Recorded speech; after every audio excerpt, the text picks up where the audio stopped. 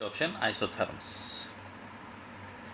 A graph between the amount of the gas adsorbed per gram of the adsorbent and the equilibrium pressure of the adsorbate at constant temperature is called the adsorption isotherm. Here we will get the variation in the amount of the gas adsorbed by the adsorbent with pressure at constant temperature can be expressed by the mean of the curve, which is also known as adsorption isotherm. The Freundlich adsorption isotherm in 1909 gave an empirical relationship between the quantity of the gas adsorbed per unit mass of the solid adsorbent and the pressure at a particular temperature. This relationship can be expressed by the following equation, that will be equal to x by m is equal to kp to the power 1 by n, where n is always greater than 1. Here, when we plot a graph between x by m and p, we will get these three curves at the different temperature 195 Kelvin, at temperature 244 Kelvin, at temperature 273 Kelvin. Here what we observe, first the x is the mass of the gas adsorbed on the mass m of the adsorbent at pressure p. K and n are the constant which depends on the nature of the adsorbent and the gas at a particular temperature. The relationship is generally represented in the form of the curve where mass of the gas adsorbed per gram of the adsorbent is plotted against pressure. These curves indicate that at fixed pressure there is a decrease in physical adsorption with increase in temperature. These curves always seems to approach saturation at high pressure. As we decrease the temperature, the value of x by m increases with pressure. Now, from this curve, it is clear that at low temperature, the physical adsorption become high because at temperature 195 Kelvin, the magnitude of x by m is very high at a particular pressure. Taking log on both the sides of the equation, here we will get log x by m is equal to log k plus 1 minus log p. Now we plot a graph between log x by m and log p. Here we will get the straight line.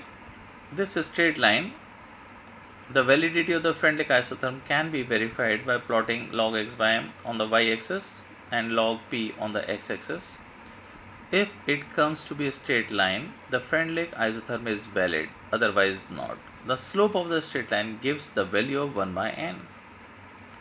The intercept on the y-axis gives the value of log k. Here, the intercept will give you the value of log k. The Freundlich isotherm explains the behavior of adsorption in an appropriate manner. The factor 1 can have a value between 0 and 1. Thus, the above equation holds good over the limited range of the pressure.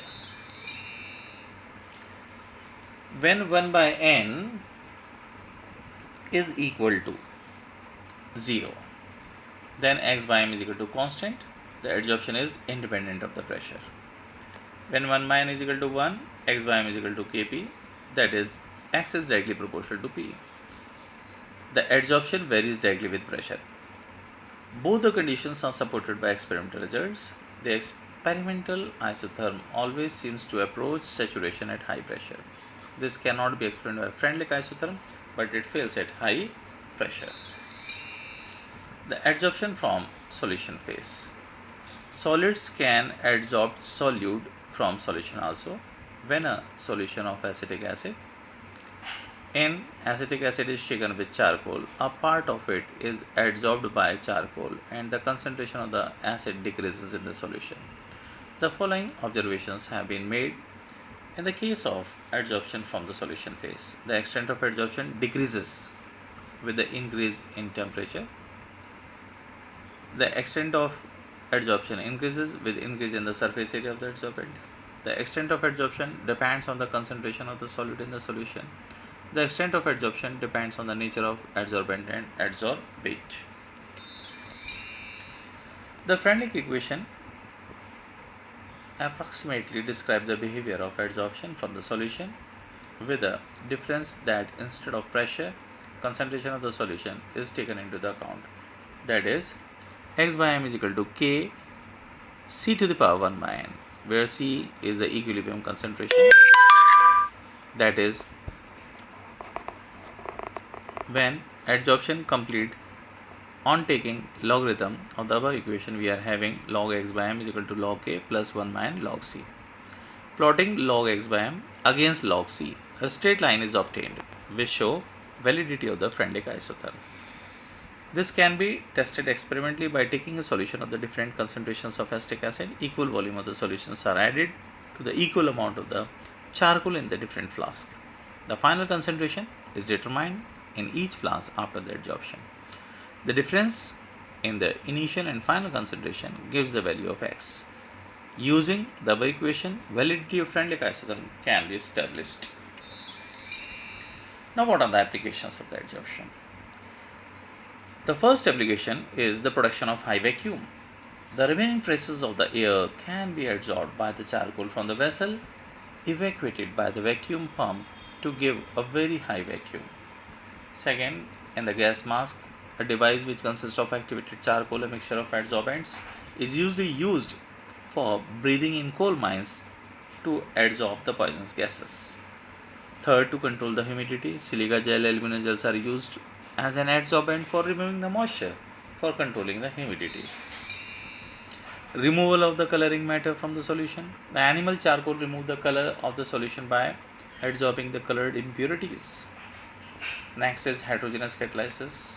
The adsorption of reactant on the solid surface of the catalyst increases the rate of the reaction. There are many gaseous reactions of industrial importance involving the solid catalyst. Next, for the separation of the inert gases, due to the difference in degree of adsorption of the gases by charcoal, a mixture of noble gases can be separated by adsorption of the coconut charcoal at different temperature.